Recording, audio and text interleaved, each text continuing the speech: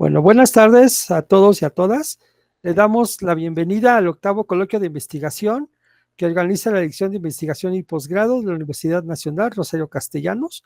Mi nombre es Saúl Alejandro García y seré quien modere esta mesa titulada Estrategias didácticas para áreas específicas y superación del rezago, matemáticas, ingeniería, lectura, perteneciente al programa de doctorado en ambientes y sistemas educativos multimodales. Esta mesa está conformada por dos docentes comentaristas a las cuales tengo el honor de presentar.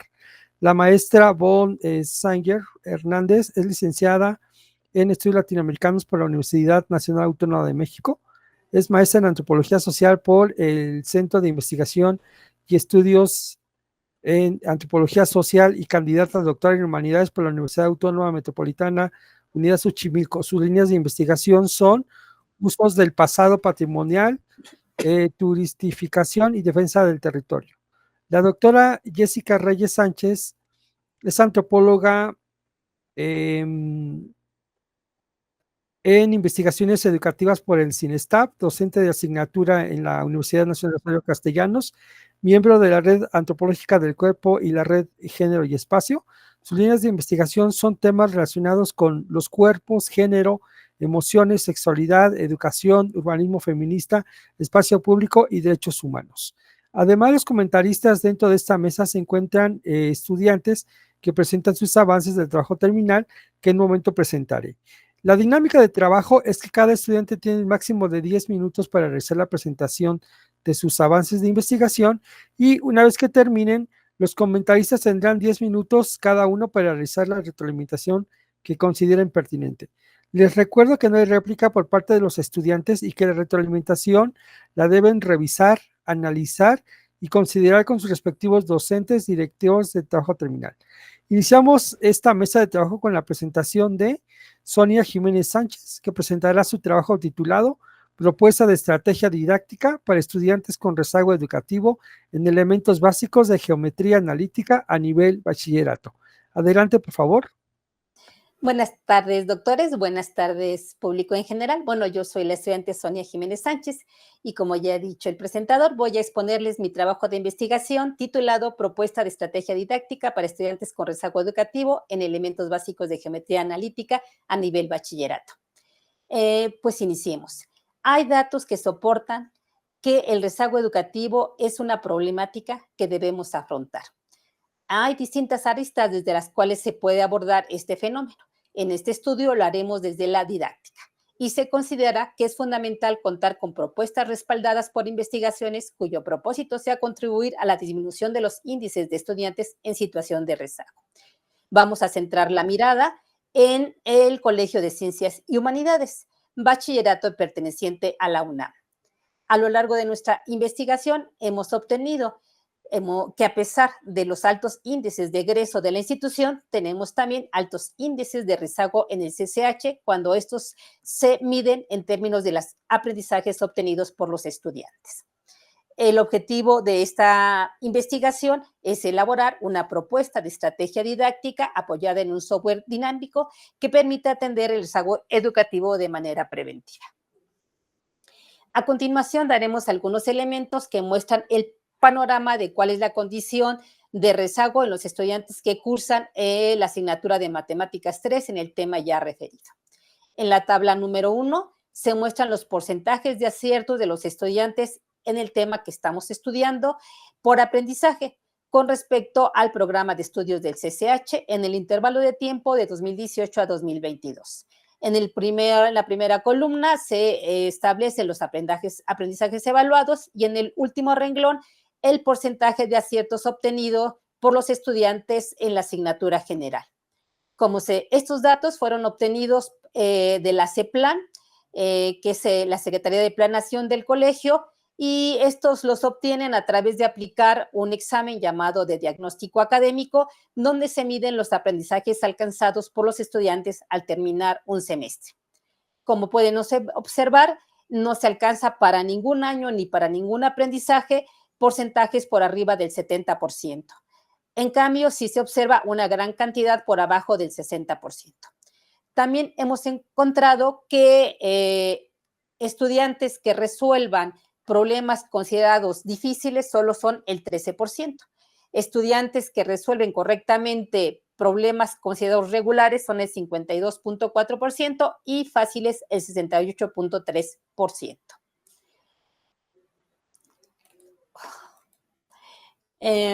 Ahora, en la revisión de la literatura hemos encontrado entre los autores más representativos que Perronot sostiene que el fenómeno del rezago educativo debe ser analizado también como resultado de una representación de los aprendizajes y de los procesos cognitivos.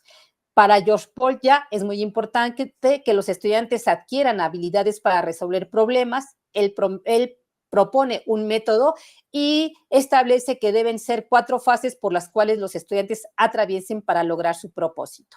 Santos Trigo argumenta que el uso de herramientas computacionales pueden ayudar en estos procesos de resolución de problemas y va a tomar como base el método de Polya. Jiménez, después de realizar una investigación con estudiantes del tercer semestre del CCH, concluye que el uso de GeoGebra puede contribuir a que los estudiantes resuelvan problemas de geometría analítica de bachillerato. Ahora bien, es preciso que tengamos claridad a qué nos vamos a referir cuando hablemos de rezago educativo. Y en esta investigación vamos a considerar que hay rezago educativo de acuerdo a la medición que del desempeño se haga de un alumno en términos del dominio de los contenidos que se esperan con base a un estándar definido. Por aprendizajes alcanzados nos vamos a referir a los resultados que describe lo que el alumno sabe, comprende, aplica y en general es capaz de realizar con éxito una vez finalizado un proceso de aprendizaje. Para el análisis de los procesos de solución de los problemas que realicen los estudiantes y como guía para la elaboración de la estrategia didáctica, vamos a usar las categorías de Polya y el marco tecnológico de Santos Trigo y Camacho Machín en términos del uso de herramientas digitales. También vamos a usar la categorización que hace el Seminario de Investigación de la Dirección General de Evaluación Educativa del CCH en términos de la dificultad de los aprendizajes. Nuestro objetivo general es diseñar una propuesta de estrategia didáctica para una intervención temprana apoyada por el uso de un software dinámico, GeoGebra, para contrarrestar el rezago educativo en estudiantes del tercer semestre del CCH Oriente en el tema Elementos básicos de la geometría analítica. Nuestros objetivos específicos son: 1, diseñar un cuestionario para medir los aprendizajes alcanzados por los alumnos del tercer semestre del CCH Oriente durante el año 2024 en el tema de elementos básicos de la geometría analítica. 2, identificar a los alumnos con rezago educativo e identificar cuáles fueron los aprendizajes que no alcanzaron. 3, analizar los procesos de solución de los estudiantes con base en las categorías de Polya para determinar las posibles causas del rezago educativo.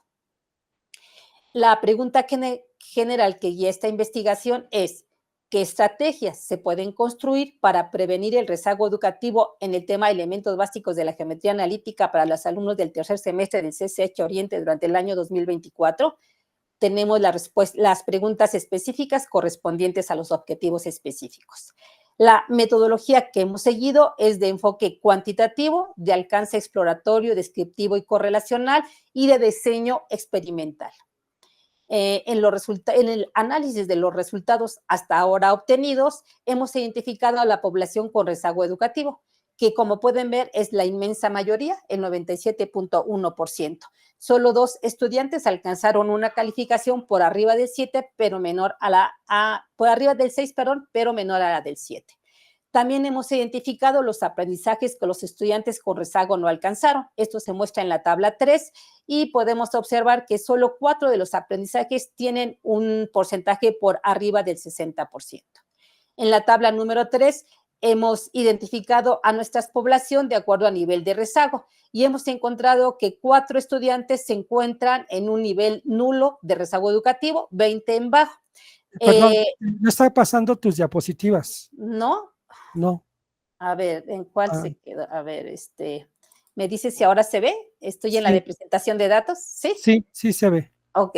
Gracias. Para las 3 últimos, para los considerados de medio alto y muy alto nivel rezago educativo, pues son a los que van a ir dirigidos nuestra estrategia didáctica que propondremos. En la tabla 5 se muestran los procesos que hicieron de manera correcta, de acuerdo a la metodología de Polya, los estudiantes para diferentes problemas. Como podemos observar, el máximo es de 39.13%, pero podemos encontrar porcentajes de 0%, por ejemplo, en el problema del registro gráfico. Estos resultados nos llevaron a las siguientes conclusiones. ¿Sí se ve mi siguiente diapositiva? ¿Conclusiones? No. ¿No? Ya. ¿Ya? El cuestionario diseñado como instrumento de recolección de datos permitió identificar a los alumnos que no alcanzaron los aprendizajes y contestar las preguntas de investigación. 2, un alto número de estudiantes no alcanza los aprendizajes establecidos en el programa de estudios del CCH, lo cual nos condujo a establecer diferentes niveles de rezago educativo para dirigirnos a una población más específica. 3, la gran mayoría de los estudiantes no comprende los problemas, por lo que no puede diseñar un plan de solución y tampoco ejecutarlo. Y para la mayoría de ellos no existe la visión retrospectiva. Bueno, estos elementos nos van a ayudar a desarrollar nuestra estrategia didáctica y, bueno, proponerla. Aquí están mis referencias y por mi parte es todo. Muchas gracias por su atención. Muchas gracias. La verdad, te fuiste muy rápida. Te quedan 2 minutos todavía, pero bueno, muy bien, no te preocupes. Bueno.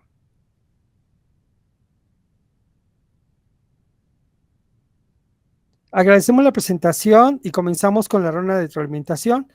Primero, la maestra Beatriz Bon. ¿Cómo se dice tu apellido? Discúlpame, Sanger. Sanger, sí. Sanger Hernández, por favor. Adelante. Gracias. Bueno, muchas gracias. Mucho gusto a todas y a todos.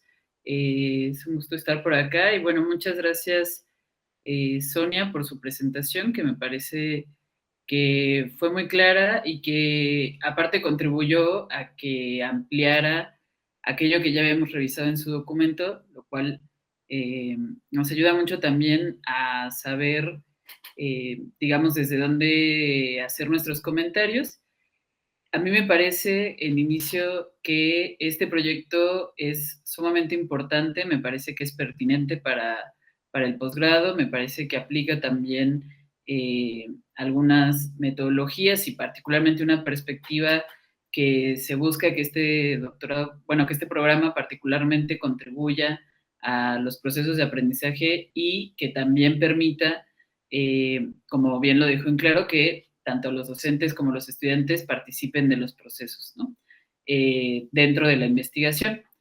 En ese caso, bueno, mis comentarios van a ser principalmente para ofrecerle una lectura que ojalá pueda hacerle provecho ahora en este momento de elaboración de su proyecto. Y en ese sentido quería comentarle que me parece muy interesante esto de, digamos, la propuesta de analizar en datos concretos el rezago estudiantil para, o los distintos niveles de rezago para proponer una estrategia didáctica. Esto porque permite también pensar de manera concreta el contexto que tienen las y los estudiantes dentro de su proceso de aprendizaje. Esto no me parece menor porque también nos permite justamente que su estrategia sea lo más pertinente posible en ese espacio, pero también una cosa que me parece que podría darse y que sería mi sugerencia de mi lectura hacia usted es que aparte de contextualizar, como bien lo hace a las y los estudiantes del CCH y el proyecto que es, o digamos, el contexto actual del CCH, sería interesante en su proyecto, quizá ya lo tiene o quizá ya lo ha trabajado, pero sería interesante analizarlo, incorporar un contexto, digamos, un poco más amplio del proceso también en el que se encuentra y de la propuesta que tiene el CCH particularmente dentro de la educación media superior. Esto para también contextualizar el caso en un circuito mucho más amplio, es decir, en una perspectiva, digamos, nacional también de la educación, y esto para que también su propuesta y el proyecto que está llevando a cabo pueda posteriormente sumarse a una propuesta mucho más amplia, y eso nos permite también la contextualización. Entonces, me parece que aunque hay una, digamos, elaboración muy pertinente en términos de la descripción del modelo del CCH y posteriormente, digamos, el contexto más teórico que va a trabajar, también me parece importante que pueda incluir esta perspectiva un poco más nacional, también particularmente pensando en el contexto actual de las transformaciones en la educación media superior, ¿no? Entonces eso me parece que podría ser muy sugerente y al ser una investigación que también se propone como, bueno, aunque sea redundante, una propuesta, me parece que también puede pensarlo como un modelo que no está de más, que podría también ser un aporte para replicarse en otros espacios. No necesariamente igual, pero cómo pensar este tipo de investigaciones para colegas suyos que pueda replicarse y que pueda ser también una manera de seguir actualizando las formas de enseñanza y los planes en la educación media superior, ¿no?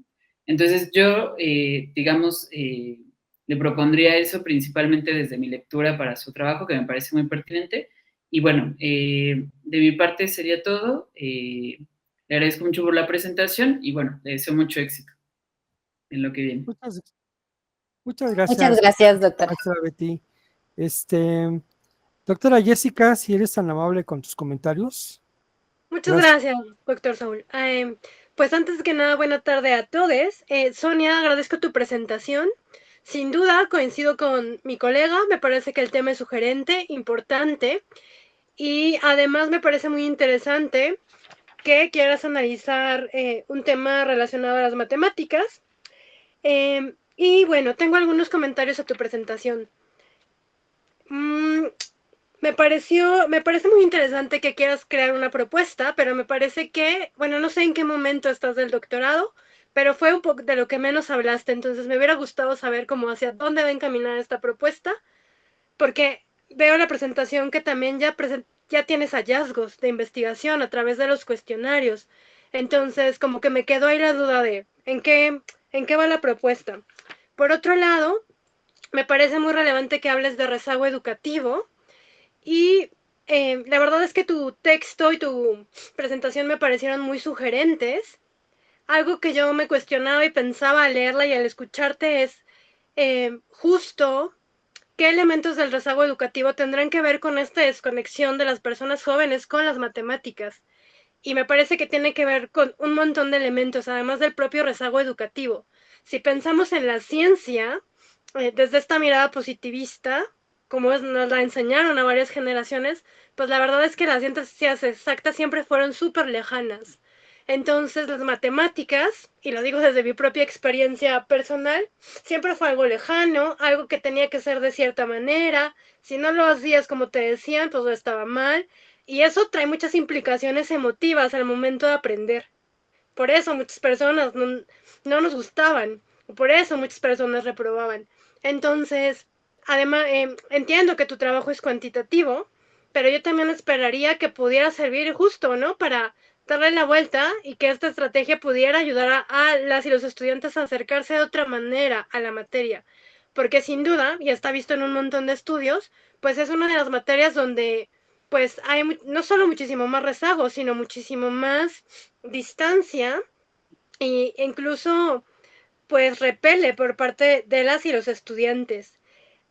Y además ahí yo pensaría en el tema de género, porque además históricamente han enseñado que nos han dicho las ciencias tradicionales que las mujeres no somos tan buenas para ciertas ciencias y que es un discurso que ya está súper debatido, pero eso también tiene implicaciones al momento de la aplicación de exámenes y no es casual.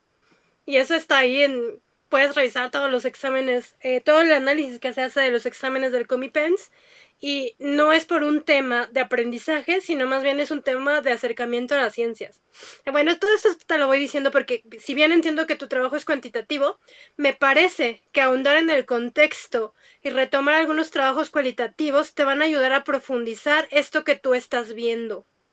Y eso me parece muy relevante porque no hay que olvidar que aunque tu trabajo sea cuanti, como te decía mi colega, pues es importante ahondar en el contexto, en la significación que tiene la matemática para los estudiantes. Quizá tú me las preguntes, pero ya hay muchos trabajos que versan sobre ello, justo para poder entender para dónde va el asunto y que tu trabajo sea mucho más redondito. Ahora bien, también en tu objetivo en uno de tus objetivos particulares hablas de diseñar un cuestionario. Me parece que ese no es tanto un objetivo particular y que habría que repensarlo, porque al final del día el cuestionario es tu herramienta y creo que ya lo aplicaste, entonces más bien tendrá que ver con analizar qué sucedió con este cuestionario, etcétera. Me parece muy interesante otra vez este tema de la estrategia. Tú mencionas en tu presentación que ubicas 3 poblaciones y que te vas a centrar a trabajar con la que definitivamente tiene el mayor rezago en tema de geometría.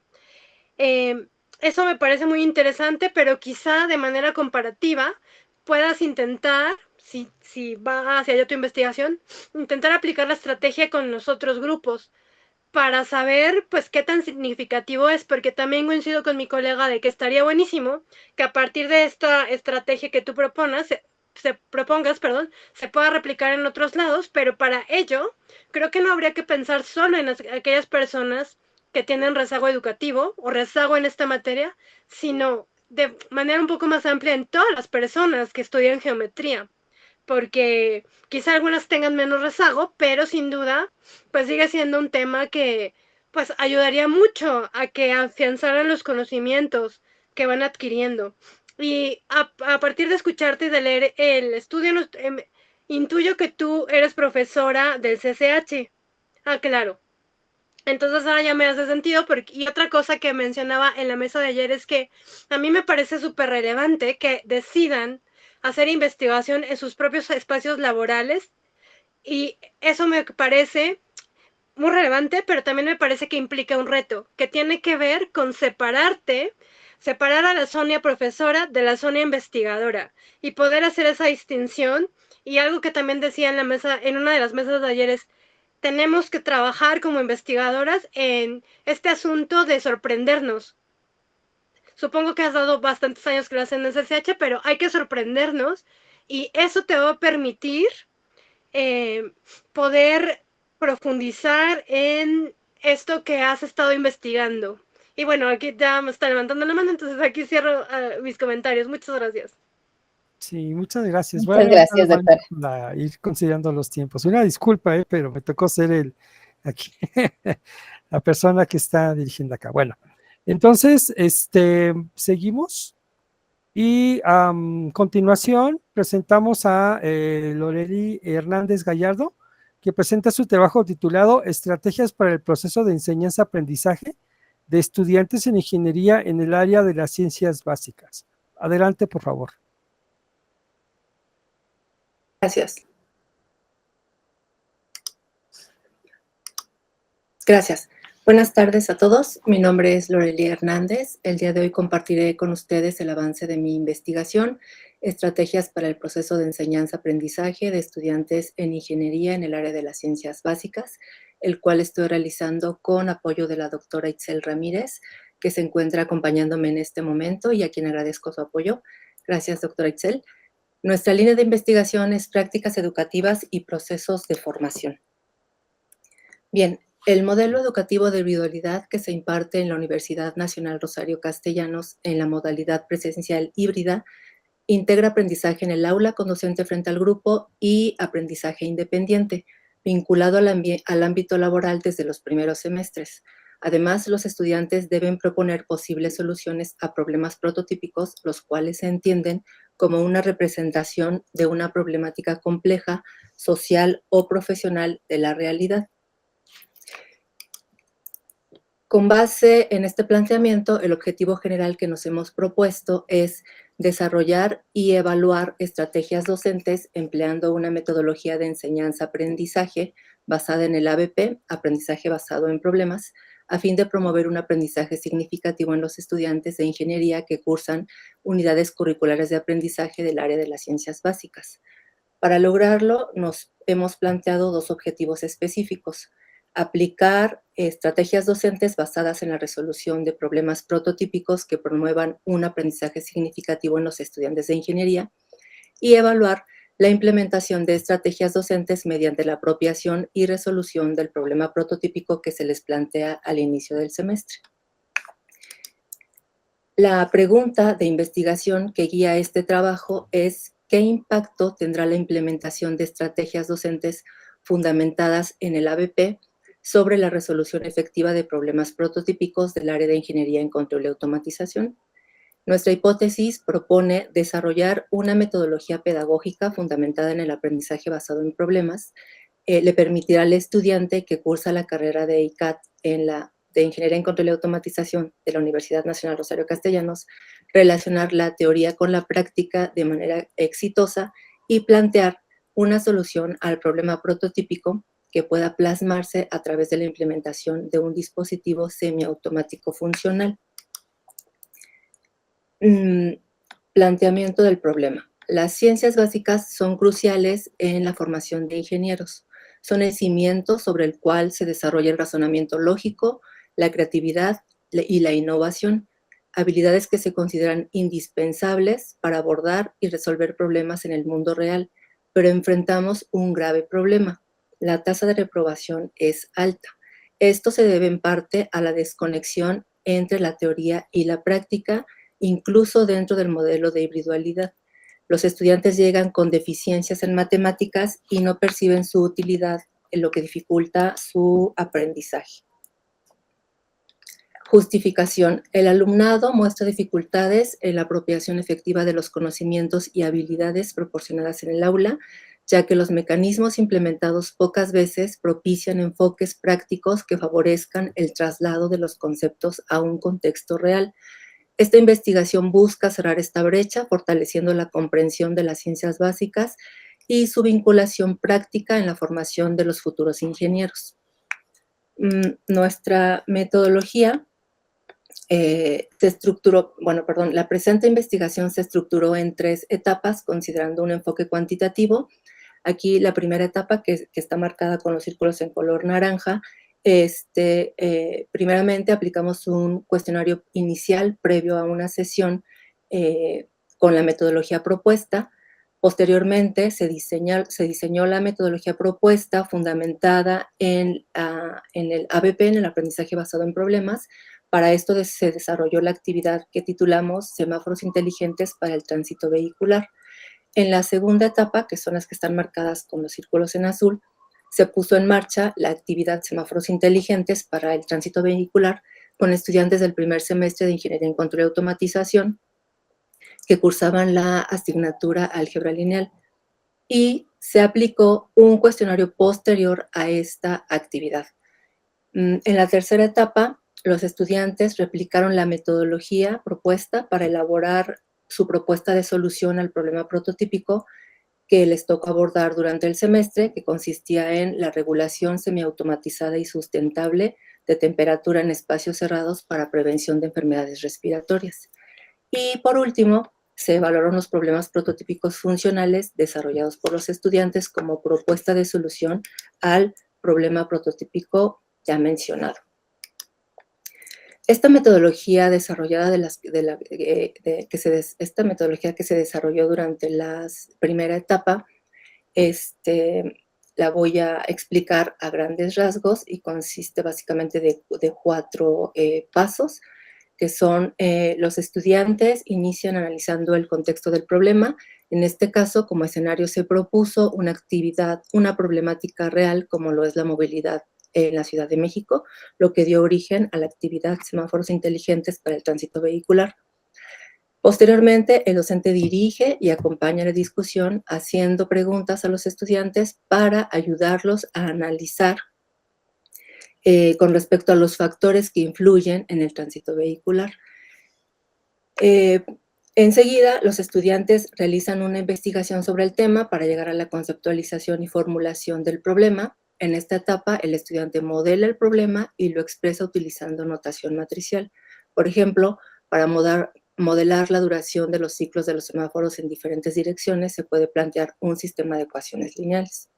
Y finalmente, los estudiantes presentan la evidencia de su investigación ante la clase, mostrando cómo emplear los sistemas de ecuaciones lineales a una problemática real.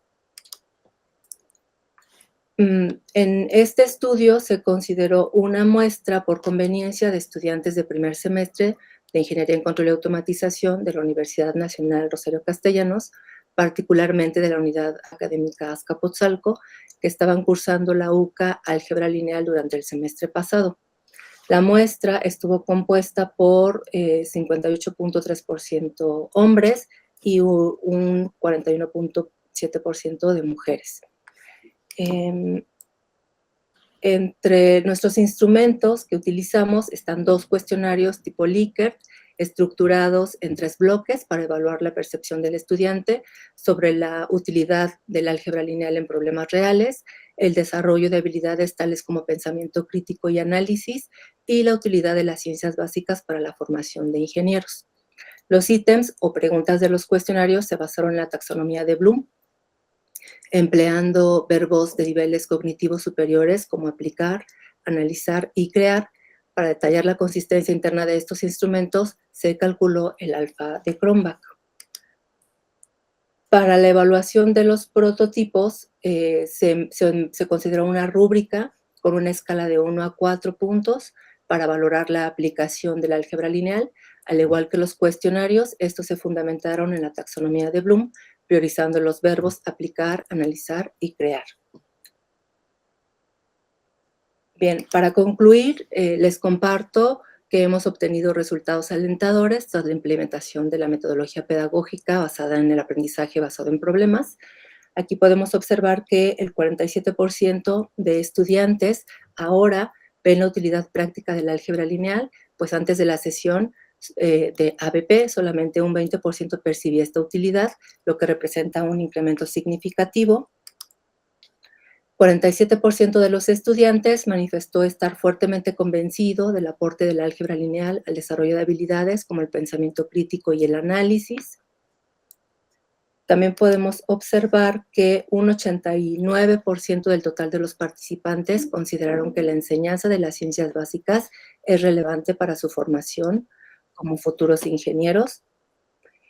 En cuanto a los prototipos, 50% de los casos mostró el establecimiento de patrones críticos y analíticos, justificando su desarrollo a partir de lo abordado en clase, y un 80% incorporaron argumentos derivados de las ciencias básicas, lo que permite plantear sistemas de ecuaciones que relacionan, por ejemplo, las señales eléctricas.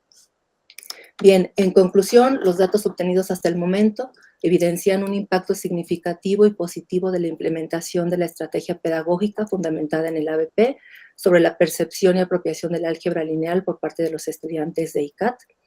Los incrementos observados en la percepción de la utilidad práctica, el desarrollo de habilidades y la valoración de las ciencias básicas confirman la pertinencia y efectividad de este enfoque para cerrar la brecha entre la teoría y la práctica en la formación de ingenieros. Bien, pues por mi parte es todo. Aquí presento las referencias bibliográficas en las que me basé. Muchas gracias. Quedo al pendiente de sus observaciones. Muchas gracias. Bueno, a continuación le damos la palabra a la maestra Beatriz, por favor. Adelante con sus comentarios.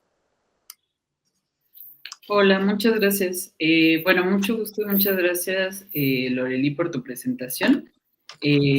Al igual que en el caso anterior, me parece un proyecto muy interesante y también muy avanzado también ya en la aplicación, lo cual nos permite ya también ir pensando o entendiendo algunas cosas que quizás son pertinentes. Entonces, bueno, eso, felicitarte. Y también decir que, al igual que en mis comentarios anteriores, la idea es, desde mi lectura, proponer algunas cosas que quizá te puedan sumar, particularmente ya en este momento donde estás en un proceso de, me imagino, de sistematización y de redacción de estos resultados que también pueden ser pertinentes.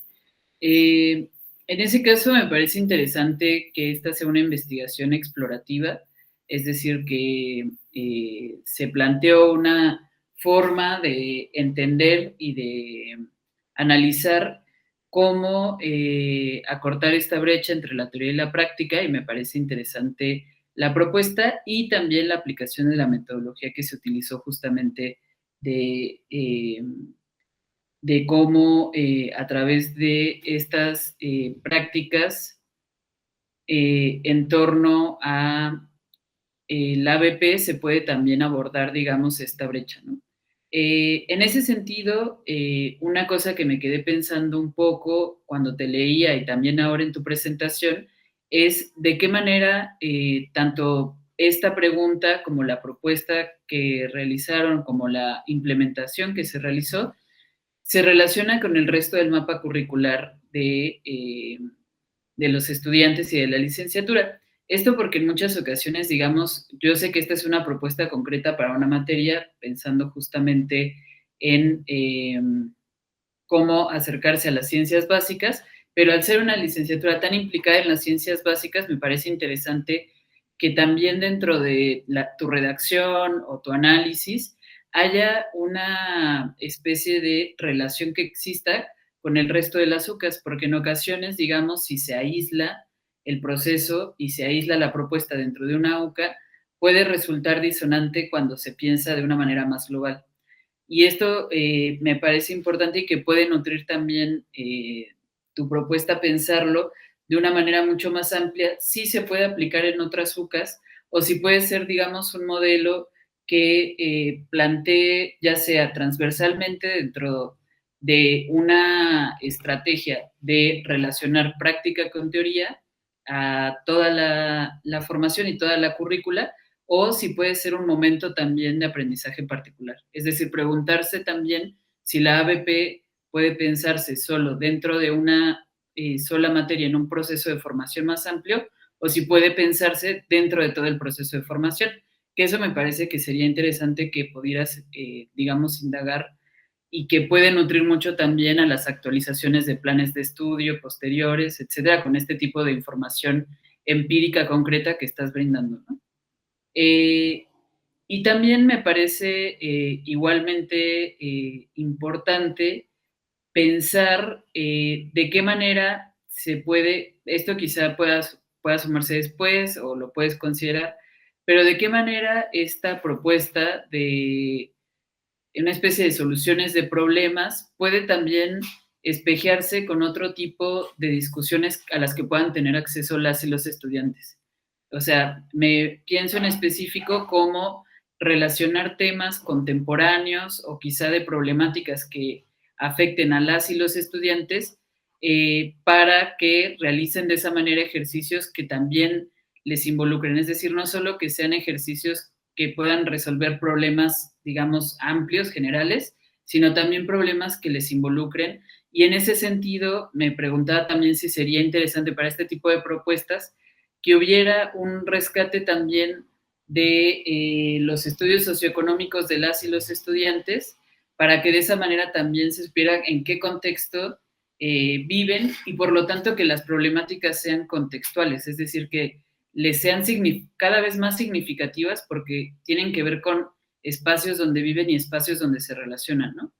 Y eso puede también, bueno, es una lectura, propiciar también otro tipo de acercamiento a esa brecha, hacerla más corta, también porque implica una significación dentro de su vida cotidiana, ¿no? Implica también que esos conocimientos puedan aplicarse constantemente o incluso que puedan ir viendo dónde insertarse laboralmente, que eso también puede ser una forma de también motivarse, digamos, para la resolución de problemas, que me parece muy interesante. Y en ese sentido, como abreviando un poco de lo que decía mi colega en el comentario anterior, es importante también conocer otro tipo, yo sé que tú lo marcaste y que me parece interesante, pero datos más contextuales del tipo sobre género, edad, en dónde viven, su situación socioeconómica, para que puedan también, o que sea una observación que tú puedas aportar en la propuesta metodológica o en la propuesta de incidencia, que sea un punto importante a considerar para la propuesta del problema que van a trabajar, ¿no? El caso que presentas me parece muy pertinente, pero me parece que también es una oportunidad para ampliar estas propuestas. Y bueno, ese sería mi comentario y bueno, te felicito, te agradezco mucho y al igual te deseo mucho éxito en lo que viene. Muchas gracias, maestra Beatriz. Doctora Jessica, por favor, nos regala sus comentarios. Gracias. Pues me sumo a las felicitaciones, Loreli. Me parece que tu trabajo es bastante estimulante. Cuando te leí y te escuchaba, me parecía sumamente genial que hayas propuesto esto de los semáforos inteligentes. Me parece que es una muy buena forma de acercarse al conocimiento práctico Y pensaba, por ejemplo, en mis estudiantes de la licenciatura en urbanismo, yo decía, claro, esto les puede sumar para vincularlo en diferentes UCAs a la labor que ellos tienen que realizar. Y con esto, justo, ¿no? Pensaba que si bien esta estrategia está diseñada para cierto tipo de estudiantes de cierta licenciatura, pues si entendemos además todo el contexto de la propia universidad, me parece que incluso con ciertas modificaciones podría llevarse a otras licenciaturas, porque si te das cuenta, pues ahí van súper de la mano. Y me parece que eso sumaría al aprendizaje de estudiantes de otras carreras que también tienen como condiciones muy similares a las que tú nos relatabas en la presentación. Este tema del rezago frente a las matemáticas me parece que es un contexto que podemos ver de manera nacional y además en diferentes edades. También me parece relevante que te hayas entrado a trabajar con chicas y chicos de primer semestre. Seguramente habrá una distinción con quienes han avanzado en la carrera y quienes hayan aprendido matemáticas. Quizá también valdría la pena explorarle para ahí para saber pues cómo entienden ellos o cómo reciben ellos esta estrategia. Y además coincido con varios de los comentarios que ha hecho la maestra Beatriz. No quiero como tomarme más el tiempo para repetir lo mismo, pero más bien quería como recomendarte. El Simvestab tiene maestría y doctorado en aprendizaje de las matemáticas y tienen bastantes líneas de investigación cuyas tesis te podrían ayudar. Hay unas que van sobre cognición, otras sobre estrategias de aprendizaje, etcétera. Entonces, quizá estaría interesante para que tú puedas nutrir el contexto, las propias estrategias que han surgido de otros lados para compararla con la tuya, como echarte un clavado en las tesis que se han hecho allá para poder saber qué están pensando personas en otra institución y entonces así decir, ay, pues quizá vamos en caminos opuestos o quizá estamos pensando lo mismo. Y me parece que eso como investigadoras nos suma un montón, porque a veces olvidamos que hay muchísimas otras personas haciendo tesis y a veces la verdad es que coincidimos no solo en posturas, sino incluso hasta como en ciertas miradas. Y me parece que eso puede ayudarte a ir como redondeando esto que me parece también que ya está bastante avanzado. Vuelvo a decir, me parece que justo a partir de esta estrategia logras lo que buscamos cuando planteamos el prototípico, es decir, bajar estos conceptos que pueden ser tan difusos a cosas muchísimo más concretas. Entonces creo que tu trabajo nos va a servir de ejemplo pues a quienes impartimos clase en la universidad y también quizá en otras instituciones. Y bueno, no sé en qué momento estás, pero la verdad es que me gustaría leerlo porque seguramente nos sumará en la licenciatura en urbanismo. Y bueno, hasta ahí dejaría mis comentarios. Gracias. Muchas gracias, doctora Jessica, por sus comentarios. Y bueno, continuamos entonces. A continuación, Jessica Ortega Pacheco presenta su trabajo titulado Ambientes multimodales con Khan Academy, el desarrollo del razonamiento matemático para resolver problemas en pregrado de administración y comercio. Adelante, por favor, compañera. Muchas gracias. ¿Me pueden confirmar si ahí se ve la presentación? Sí. ¿Sí avanza? A ver, sí, está avanzando. Sí. Adelante. Ok. Bueno, pues muy buenas tardes. Muchas gracias por este espacio para presentar el avance de mi investigación.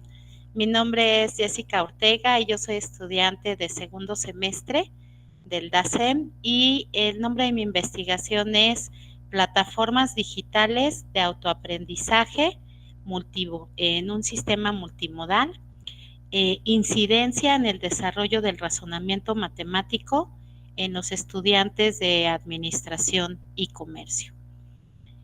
¿Cuál es mi contexto y cuál es el contexto de esta investigación? ¿Sí avanza ahí la presentación? No, parece que no, se atoró, pero ya avanzó, ya. Sí, perdón. Sí, gracias, no te preocupes. La Universidad Rosario Castellanos nace con un esquema en un sistema educativo multimodal y bueno, se consolida ahora a nivel nacional. Y yo soy docente en la licenciatura de Administración y Comercio y también pues soy estudiante del DACEM. En la licenciatura de Administración y Comercio imparto 2 unidades curriculares de aprendizaje que les llamamos UCAS a distancia para estudiantes de primer semestre en la UCA de razonamiento matemático. Cabe señalar que esta es una UCA que se imparte en 8 semanas y pues tenemos que ver en 8 semanas el contenido de módulos en donde vemos información como lenguaje simbólico, razonamiento inductivo y deductivo, series matemáticas, reforzar las habilidades cuantitativas de los estudiantes y tenemos 5 sesiones para reforzar sus conocimientos, identificar si hay algún rezago y fortalecerlos. Y esto es muy importante porque esta UCA es la base para UCAs más complejas. Entonces, por ejemplo, en el segundo semestre ya van a empezar a ver matemáticas para la administración y las UCAs que vienen, todas están vinculadas al razonamiento matemático. Por otro lado, pues la comunidad estudiantil es muy diferente, es muy heterogénea. Tenemos estudiantes desde 18 años y he llegado a tener estudiantes de 60 años. Sus trayectorias de vida también son muy diferentes, su nivel socioeconómico, su situación familiar, su trayectoria académica puede haber tenido interrupciones de largos lapsos de tiempo. Algunos sí van saliendo de la preparatoria y entran a la universidad, para otros es su segunda carrera, para otros tienen 20, 30 años sin estudiar y algunos de los estudiantes tienen experiencia laboral y otros siguen siendo hijos de familia. Por supuesto, las habilidades digitales también es otra diferencia que vamos a enfrentar con los estudiantes, diferencias de aprendizaje, sus presaberes, va a haber quien trae buenas bases de matemáticas, va a haber quien dice no recuerdo haber visto eso, o ya lo olvidé o a lo mejor nunca lo vi.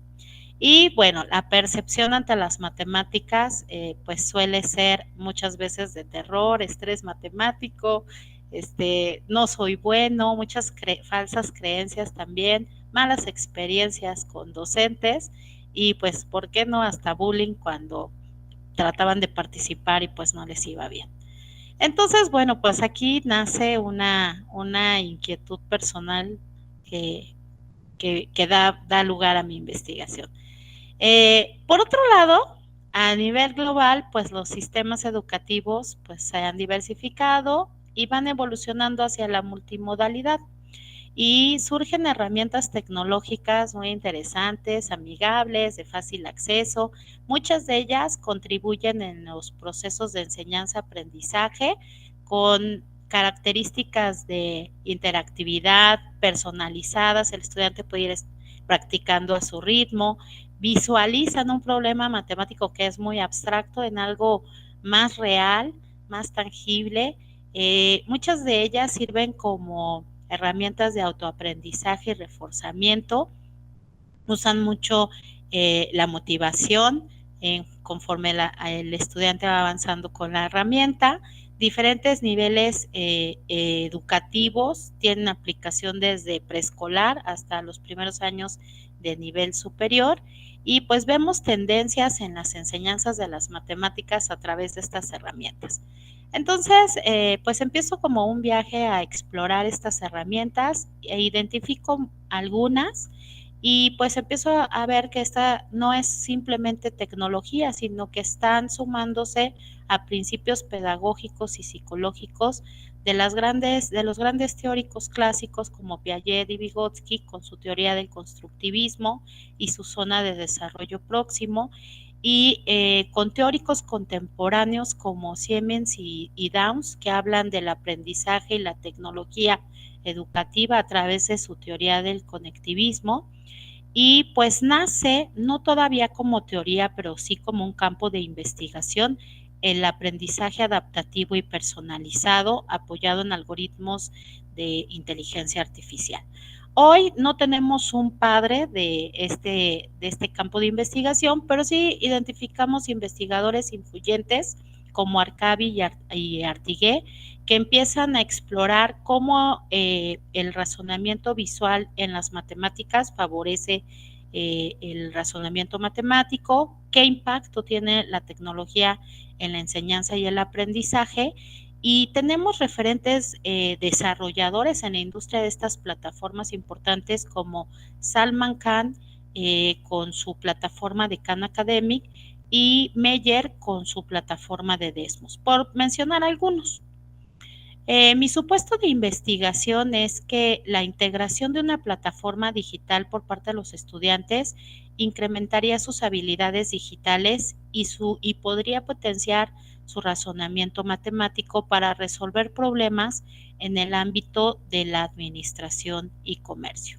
La pregunta general sería, ¿cómo incide la integración de estas plataformas digitales de autoaprendizaje en un sistema educativo de gestión multimodal sobre el desarrollo del razonamiento matemático y la resolución de problemas en el ámbito de la administración y comercio? Mis preguntas específicas serían, ¿cuáles son las características tecnológicas y pedagógicas que las plataformas de autoaprendizaje utilizadas bajo estos contextos multimodales podrían potenciar el razonamiento matemático y qué diferencias observaríamos en los resultados académicos de los estudiantes que utilicen estas plataformas y de las que no lo utilicen?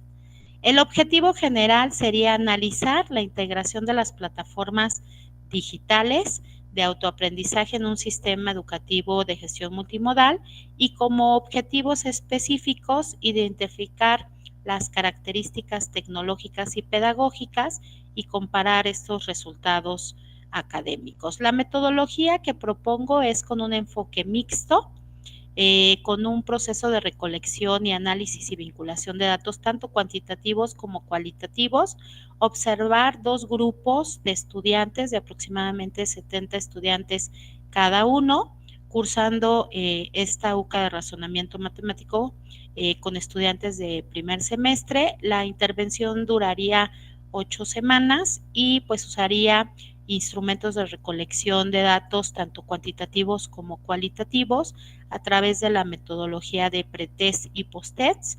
Y para el tema cualitativo haría una observación a través de diario de campo, las grabaciones de las sesiones que imparto, entrevistas semiestructuradas con estudiantes, tanto del grupo intervenido como no intervenido, y entrevistas con desarrolladores de contenidos y docentes que también imparten esta UCA. Aquí están algunas de mis referencias y bueno, actualmente estoy finalizando el segundo semestre del doctorado. Muchas gracias.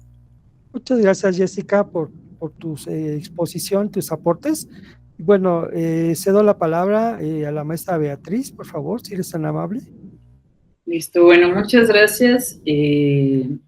Y bueno, mucho gusto, Jessica, muchas gracias también por tu presentación y también por la claridad con la que la presentas. Al igual me parece digamos, un proyecto sumamente pertinente para el posgrado, particularmente que, como el anterior, están enfocados también en, digamos, esta universidad que, digamos, que nutre también a la misma comunidad, tanto estudiantil como de docencia. Entonces, me parece que eso es muy, muy importante y que también te puede permitir pensar ciertas cosas siendo tú parte de este proceso, ¿no? Entonces, también mis comentarios son un poco para pensar o para nutrir algunos aspectos que quizá te puedan ser de ayuda y quizá puedas considerar para este momento, que en concreto me parece muy interesante que te encuentres en un momento previo a la aplicación, porque eso también permite pensar un poco más todavía sobre la metodología y las formas de aplicación que quizá todavía puedan reforzar algunos puntos o pensarse algunas variables que quizá puedan serte de ayuda para el momento ya de la aplicación, ¿no? En ese caso, me parece importante un análisis de las tecnologías de aprendizaje, porque también es verdad que dentro de la educación particularmente híbrida o a distancia, son uno de los aspectos fundamentales que en muchas ocasiones se utilizan sin mucha reflexión sobre cuáles son los procesos pedagógicos que la misma tecnología, digamos, incide en el proceso de aprendizaje. En ese sentido, me parece muy interesante que tu propuesta, y esta es mi lectura y te propondría que fuera una lectura que pueda desarrollarse un poco más, no solo indague sobre las relaciones que las y los estudiantes establecen cuando entran en contacto con este tipo de tecnologías dentro de su proceso educativo, sino que también indaga sobre el mismo proceso de producción de esta tecnología o esta aplicación o este método. Entonces, eso es importante porque, digamos, lo que veo en tu investigación es que, por un lado, el objetivo general se indaga sobre la incidencia que tienen los estudiantes, pero en los específicos sí se reconoce que esta investigación tiene incidencia también en las formas en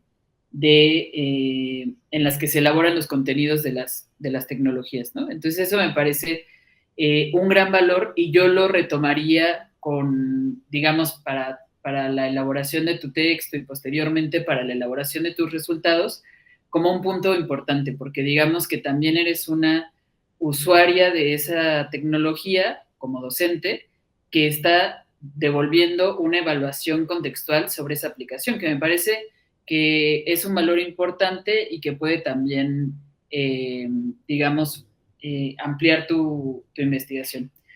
Eso por un lado, que me parece muy valioso. Y por otro, una cosa que pensaba ahora que te escuchaba un poco más sobre la aplicación de la implementación de la metodología que vas a llevar a cabo, me parece importante, al igual que como hemos hecho o remarcado en las otras investigaciones, que no está de más que, particularmente tú que todavía no haces la aplicación, que previo sí haya una revisión del contexto de las y los estudiantes para también estar contextualizada en términos de la aplicación de la metodología.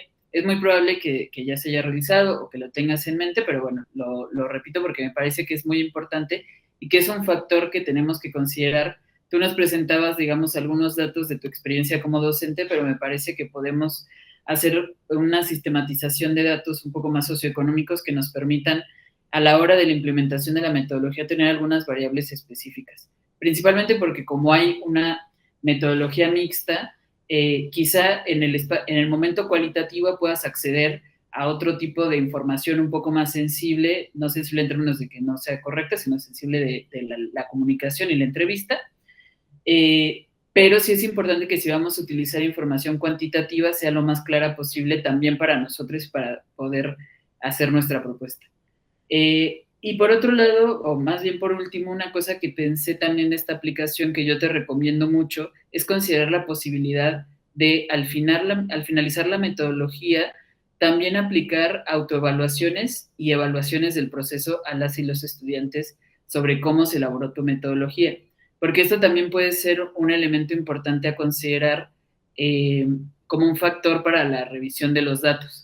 En muchas ocasiones se realizan estos test y formularios o entrevistas que son de manera muy técnica de opiniones, de valores, etcétera, pero es importante, a mí me parece que en procesos donde nos estamos relacionando con las y los estudiantes, brindarles la oportunidad de que, por un lado, hagan una autoevaluación, que es un elemento que a mí me parece muy valioso de todo proceso de incidencia, y por otro lado, que hagan una evaluación sobre qué les pareció esta aplicación, ¿no?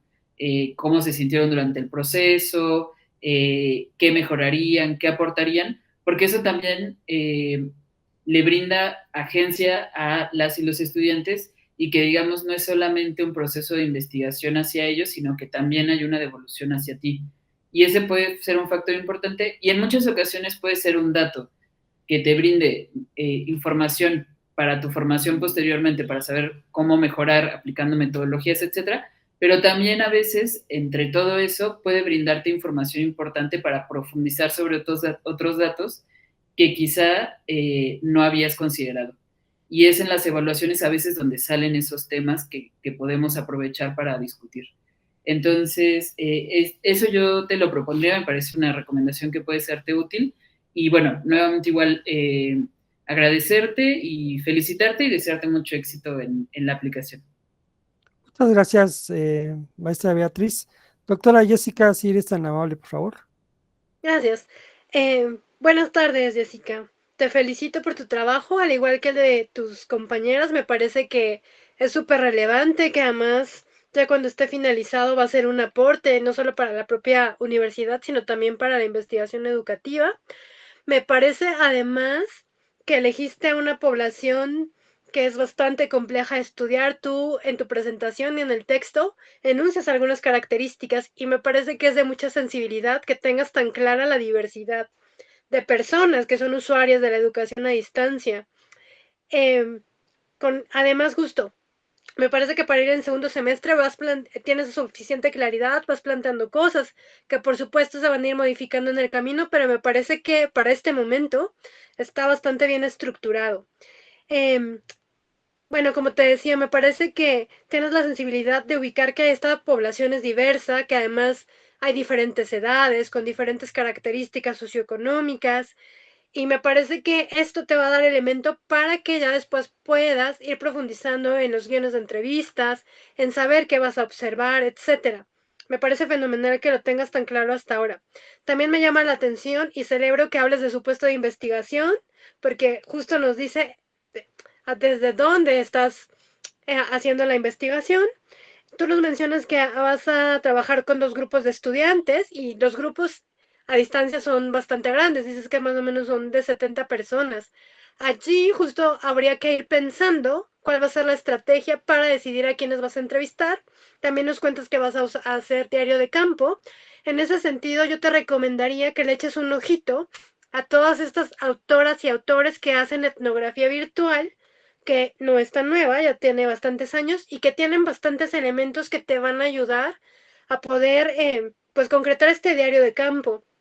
Y yo diría no solo diario de campo, sino también pues estás inmersa en tu propio campo, hay que hacer observación y seguramente la estarás haciendo como docente, pero otra vez, hay que separar a la Jessica docente de la Jessica que está haciendo la investigación y hacer esta distinción para irlo vertiendo en el diario de campo. Esto es importante, esto del asunto de las metodologías virtuales es importante porque no es nuevo y además hay ciertas características con hacer observación, ya sea directa, participante, como quieran llamarle, en, en vivo, en cuerpo presente. En la virtualidad emergen otras características que tienen que ver con los modos de atención, con los modos de la corporalidad, depende si estás en una sesión síncrona o estás en una sesión asíncrona.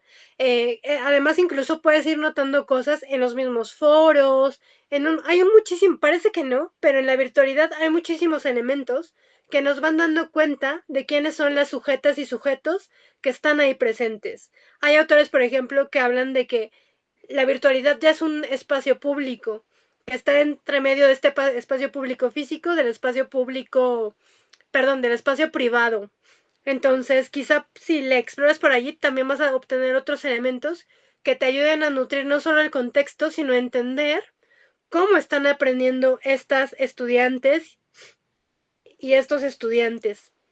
También me parece relevante que hayas decidido trabajar con estudiantes de primer semestre, porque al igual que en el caso de Lorely, pues tienen ciertas características. Seguramente será distinto cuando ya vayan avanzando en la carrera. En el primer semestre además están enfrentando a un modelo que quizá es nuevo para ellas y ellos. Y con todos los tropiezos, que además pienso en la pandemia, y son a los que nos enfrentamos las mayorías de personas al estar haciendo actividades virtuales. Entonces, en eso encuentro también mucha resonancia y quizá todos estos trabajos emergidos a partir de la pandemia que dan cuenta de cómo tuvimos que adaptarnos al mundo virtual, ahí bien o mal o más o menos, te van a ayudar también quizá para poder entender cómo estos estudiantes de recién ingreso se acercan a la virtualidad. Y bueno, pues hasta ahí dejo mis comentarios. Te felicito y muchas gracias. Muchas gracias, doctora Jessica. Y bueno, me informan y pregunto a la mesa si llegó acá el compañero Víctor Hugo. Parece que no, ¿verdad? porque por acá me pasaron la notificación que no está. Bueno, entonces seguimos con David Elías García Madrid, que presenta su trabajo diagnóstico para el tejido de redes de alimentación saludable en 5 escuelas de educación básica e inicial de la región centro de México. Adelante, por favor, compañero. Hola, hola a todos. Ay, perdón. No estás presentando. Sí, no estoy presentando. Hola, está. ¿cómo están? Buenas tardes. Ya está listo, ahora sí. Ya, listo, ahora sí. Bueno, muchas gracias, doctor. Soy alumno de cuarto semestre, mi nombre es David Elías García Madrid. Voy a presentar el trabajo diagnóstico para el tejido de redes de alimentación saludable en 5 escuelas de educación básica e inicial de la región centro de México. Bueno, el presente trabajo tiene como objetivo la realización de un diagnóstico del entorno alimentario de 5 escuelas de la región centro del país para identificar alternativas de acceso a alimentos saludables en los comedores escolares que les permitan a las comunidades educativas experimentar y aprender formas saludables de alimentación y reproducción comunitaria. Ahora explico un poco el concepto de alimentos saludables. Dentro, digamos, del enfoque que estoy proponiendo es de atención a causas de la enfermedad y no las consecuencias. Y en este sentido, la relación salud-entorno es esencial, porque un entorno saludable repercute o se traduce en una población saludable, cuando un entorno deteriorado se traduce en una población enferma. El enfoque también es crítico, se parte de comprender un entorno ambiental y alimentario desde la destructividad del sistema agroalimentario hegemónico, donde existe una producción agroindustrial que utiliza intensivamente agrotóxicos y genera destrucción de agua, suelo fértil, recursos bióticos, y también de la industria alimentaria que se vale de ultraprocesamientos de alimentos que también generan toxicidad en los alimentos. Para enfrentarlo, se propone la perspectiva de las redes alternativas de alimentos saludables, que son redes locales de producción, distribución, transformación y consumo de alimentos agroecológicos y tradicionales.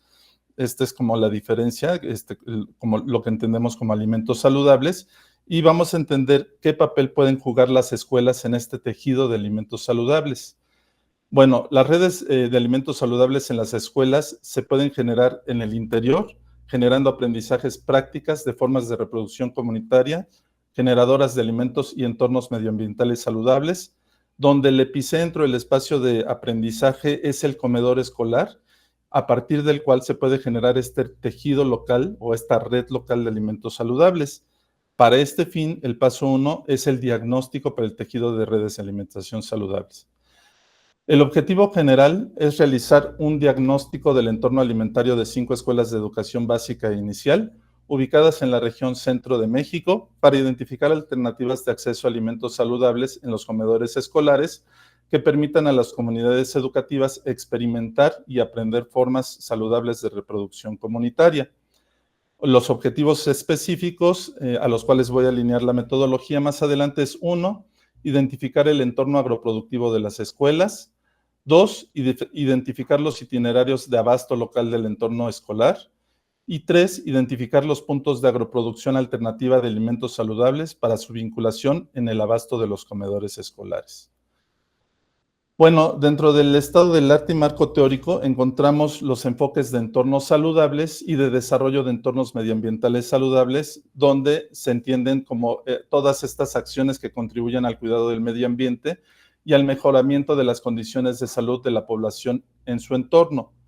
No obstante, este enfoque está muy centrado en las consecuencias, ya digamos a niño ahogado se enfocan en la parte de digamos, de la contaminación del suelo, del agua, etcétera, y no tanto en las consecuencias.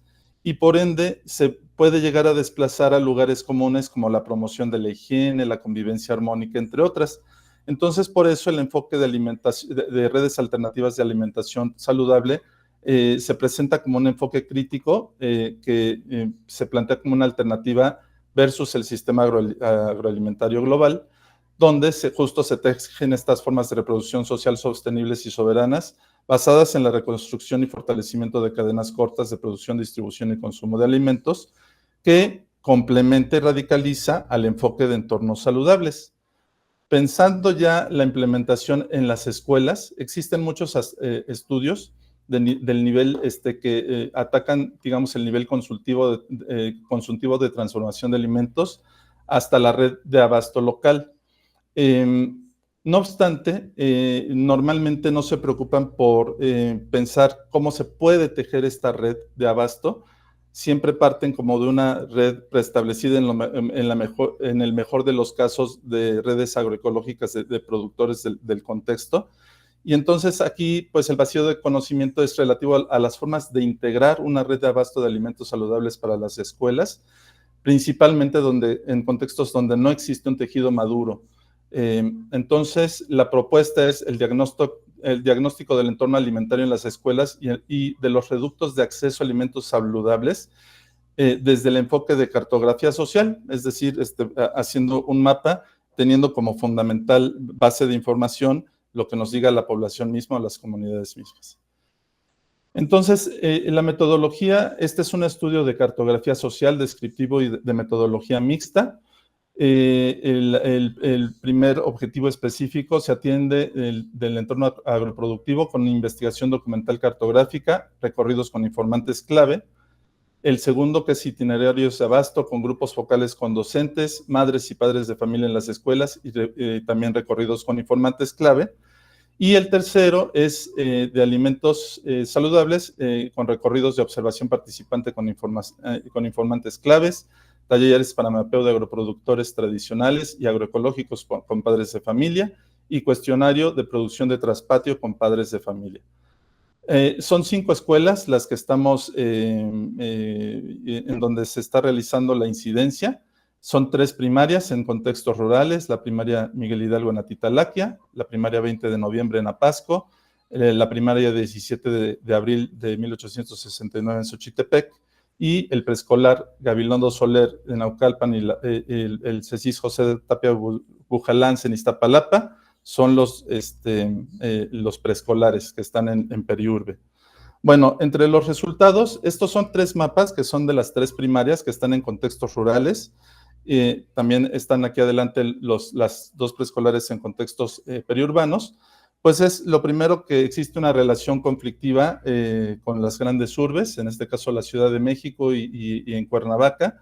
Estas primarias, que son las de Apasco y de Atitalaquia, corre el afluente del río Salado, que es por donde se corre las aguas negras de la Ciudad de México, y con esto se riega. Todos estos que están en verde claro son los espacios de cultivos de riego, y justamente se riegan con las aguas negras de la ciudad, y en verde oscurito están las partes de siembra de temporal, pero sí siguen siendo espacios donde principalmente se siembra para la producción desde el enfoque de la producción agroindustrial.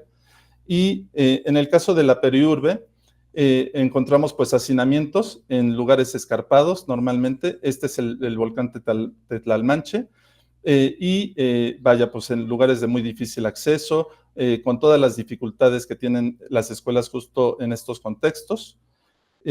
Otro de las, digamos, cosas importantes que hay que decir, que son pocos los reductos de producción tradicional, y estos se concentran, están más o menos siempre al margen de donde se siembra, y están en espacios, digamos, urbanos o urbanizados. Estos en azul son las escuelas, y los de amarillo claro son los espacios de venta o de producción, y donde también destacan algunos mercados tradicionales, como el Tianguis de Productores Tradicionales de Uruapan, de Actopan, en el caso de la primaria Miguel Hidalgo, o en el Tianguis de Productores Tradicionales en el caso del CECIS. Y vaya, pues entonces siempre están como en esta parte de reductos. Interesantemente, cuando se hace el cuestionario a las familias, encontramos que de las familias de las escuelas, una parte importante de ellas usa sus huertos de manera productiva. En los contextos rurales, el 68, 63, 60% de las familias cuenta con huertos productivos, y en los periurbanos es menor, aunque en los periurbanos hay un énfasis en la producción de hortalizas, mientras que en las escuelas de contextos rurales es más frutales, y con una amplia variedad de productos que pueden ofrecer, una canasta amplia. Entonces, las conclusiones: los entornos agroalimentarios están marcados por una hegemónica utilización del espacio para la producción agroindustrial. El acceso a alimentos saludables puede darse mediante la vinculación de un pequeño número de productores tradicionales, la inclusión de padres de familia de productores de huerto y la compra en tianguis. Los huertos tradicionales y agroecológicos por regla se establecen al margen de espacios destinados a la producción agrícola en terrenos situados en las colindancias de los hogares de los productores. Los huertos en el hogar de las familias, comúnmente invisibilizados, cuentan por su masividad, variedad de alimentos y cercanía con los productores, un potencial interesante para abastecer los comedores escolares. En los tianguis tradicionales se ofrece una amplia variedad de productos regionales que pueden abastecer de forma continua, es muy importante, un porcentaje importante de la despensa escolar. Y si bien todos los puntos de acceso de alimentos saludables muestran limitaciones, se constituyen en su conjunto como una base sólida para ejercer circuitos de abasto con los comedores escolares, cuyo recorrido regular promete su fortalecimiento en la concreción de una red alternativa de alimentos saludables. Bueno, estas son las referencias y muchas gracias por la atención. Sí, muchas gracias, David, por tu presentación. La verdad, un trabajo muy interesante. Bueno, cedo la palabra a la maestra Beatriz, si eres tan amable, por favor, maestra. Listo, bueno, muchas gracias. Bueno, David, muchas gracias por tu presentación. También me parece muy interesante y me parece igualmente muy pertinente para el posgrado, particularmente también porque tu investigación me parece que brinda una posibilidad de pensar en las maneras en las que se comprende las didácticas en relaciones mucho más complejas que no solo tienen que ver con el proceso educativo, sino también con procesos, como tú marcabas, como geopolíticos muy puntuales del tipo de la forma de producción de los alimentos, y también con, digamos, las relaciones que establece el estudiantado en el día a día con procesos biológicos como es la alimentación, pero también profundamente sociales, culturales y políticos, ¿no? Entonces, eso me parece que es un gran aporte de tu investigación. Y una cosa que pensaba, bueno, igualmente mis comentarios son más bien sugerencias, porque yo sé que igualmente ya vas muy avanzado y que has trabajado muchos puntos importantes, y más bien es como una lectura para invitarte a evaluar un poco algunos aspectos. Por un lado, me parece muy interesante la aplicación de una metodología como una cartografía social, porque me parece que te puede brindar datos muy importantes como los que ya has presentado, algunos datos como derivados de las entrevistas, pero también me parece que la cartografía social tiene muchos elementos potentes, principalmente porque es una metodología que por su propia, digamos, propuesta permite que dependiendo del contexto y dependiendo de los intereses de quien investiga, puedan modificarse algunos planteamientos, es decir, es una metodología muy plástica.